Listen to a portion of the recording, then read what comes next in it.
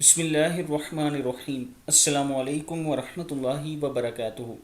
عابد راجہ channel کی طرف سے آج میں اپنے دوستوں کو رسول اللہ صلی اللہ علیہ وآلہ وسلم کا ایک فرمان سناؤں گا۔ سورج کس کے گناہوں کو لے کر غروب ہوتا ہے، ڈوبتا ہے؟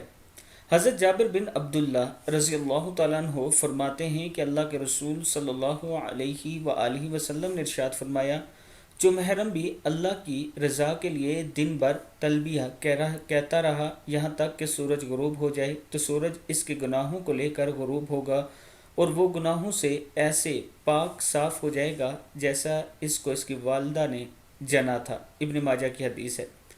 اس حدیث میں رسول اللہ صلی اللہ علیہ وآلہ وسلم اس دعا کا ذکر کر رہے ہیں جو حج کے دوران پڑھی جاتی ہے، لبیک اللہم لبیک۔ اس کو تلبیہ کہا جاتا ہے۔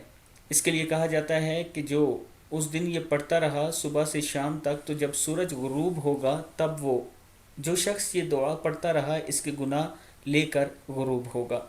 اللہ تعالیٰ سے ہم دعا کرتے ہیں کہ اللہ تعالیٰ ہمیں بھی حج اور عمرہ کرنے کی سعادت نصیب فرمائے۔ اس ویڈیو کو آپ دوستوں نے آگے ضرور شیئر کرنا ہے۔ السلام علیکم ورحمۃ اللہ وبرکاتہ۔